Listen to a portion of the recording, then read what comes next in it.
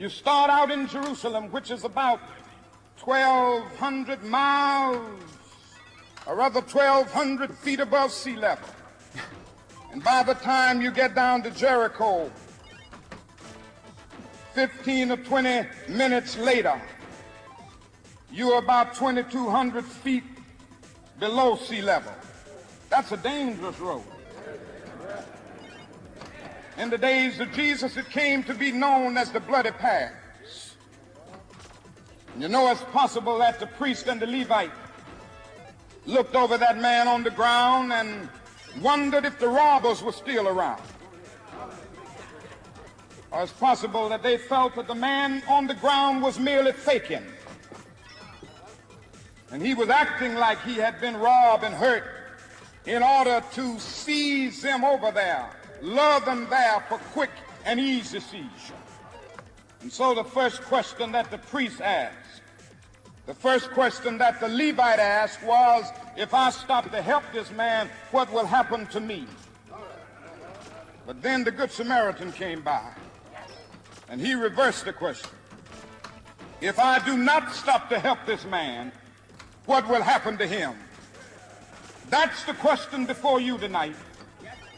Not if I stop to help the sanitation workers, what will happen to my job? Not if I stop to help the sanitation workers, what will happen to all of the hours that I usually spend in my office every day and every week as a pastor? The question is not if I stop to help this man in need, what will happen to me? The question is, if I do not stop to help the sanitation workers, what will happen to them? That's the question.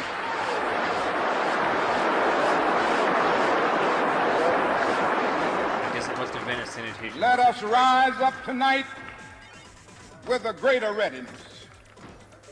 Let us stand with a greater determination. And let us move on.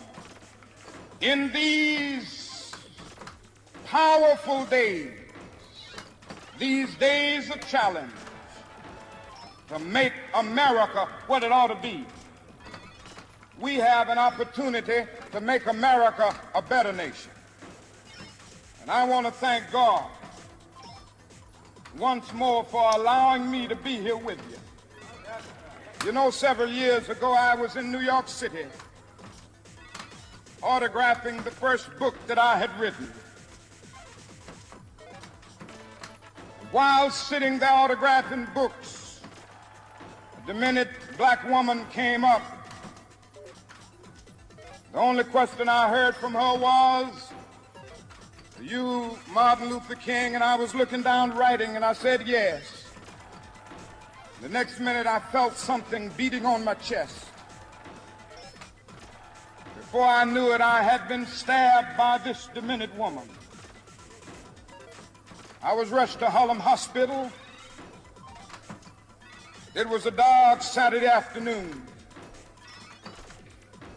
That blade had gone through, and the x-rays revealed that the tip of the blade was on the edge of my aorta, the main artery. And once that's punctured, you're drowned in your own blood. That's the end of you. It came out in the New York Times the next morning that if I had merely sneezed, I would have died.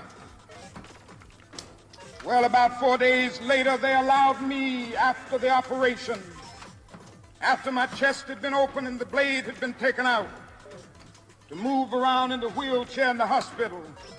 They allowed me to read some of the mail that came in, and from all over the states and the world, kind letters came in. I read a few, but one of them I will never forget. I had received one from the president and the vice president. I've forgotten what those telegrams said. I'd received a visit and a letter from the governor of New York, but I've forgotten what that letter said. But there was another letter that came from a little girl, a young girl, who was a student at the White Plains High School. And I looked at that letter, and I'll never forget it. said simply, "Dear Dr. King, I am a ninth grade student at the White Plains High School." She said, "While it should not matter, I would like to mention that I'm a white girl. I read in the paper of your misfortune and of your suffering. And I read that if you had sneezed, you would have died. I'm simply writing you to say that I'm so happy that you didn't sneeze. And I want to say tonight,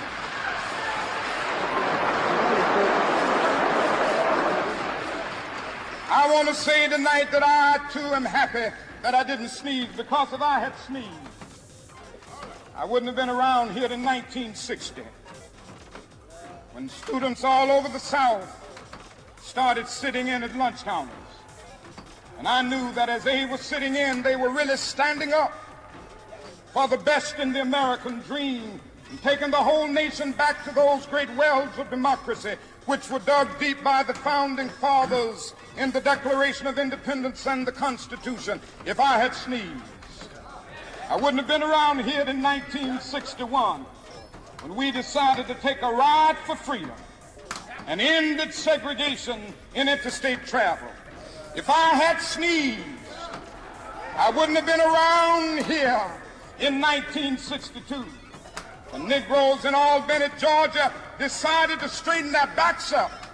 And whenever men and women straighten their backs up, they are going somewhere, because a man can't ride your back unless it is bent. If I had sneezed,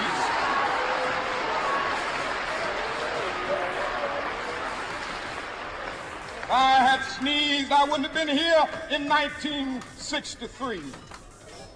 The black people of Birmingham, Alabama, aroused the conscience of this nation and brought into being the Civil Rights Bill. If I had sneezed, I wouldn't have had a chance later that year in August to try to tell America about a dream that I had had.